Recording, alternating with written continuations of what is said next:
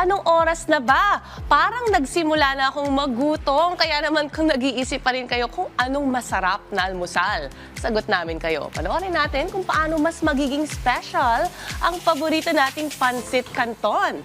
Dito lang sa Sarap Pinoy. Ang pansit ay isa sa mga pagkaing Pinoy na hindi nawawala sa mga handaan at pagdiriwang. Pero alam niyo ba na may isang version nito na itinuturing na comfort food ng ating pambansang bayani na si Dr. Jose Rizal? Ito ang pansit lang. Isang makasaysayang noodle dish na nabanggit pa niya sa kanyang nobelang El Filibusterismo.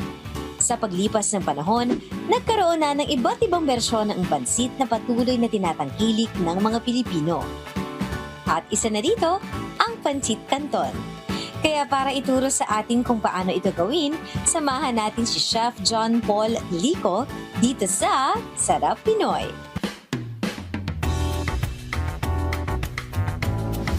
Tara, samahan niyo magluto ng Pancit Canton. Sa isang mainit na pan, naglagay si Chef ng mantika at ginisa ang garlic hanggang maging golden brown. Next po natin ilagay yung shrimp. Sabay na po din natin yung chicken. Sunod namang idinagdag ang mga vegetable tulad ng carrots, kutsay, chicharo at repolyo. Isaute lang ito ng ilang minuto. Saka ilagay ang chicken broth. Hayaan lang itong kumulo ng ilang minuto. Pag kumulo na, ilagay po natin yung toyo, yung oyster. Haluin po natin bagya. Then, ilagay din po natin yung asukal at saka chicken powder. Antayin po natin ulit ng kumulo ng bagya. Kapag kumukulo na, idinagdag ni Chef ang cornstarch mixture para lumapot ang sauce.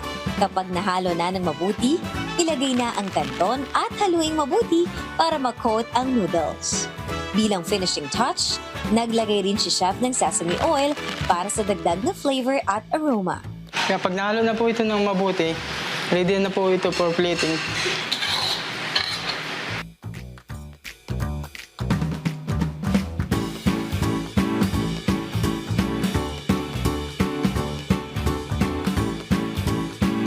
At ito na, luto na ang ating Pancit Canton.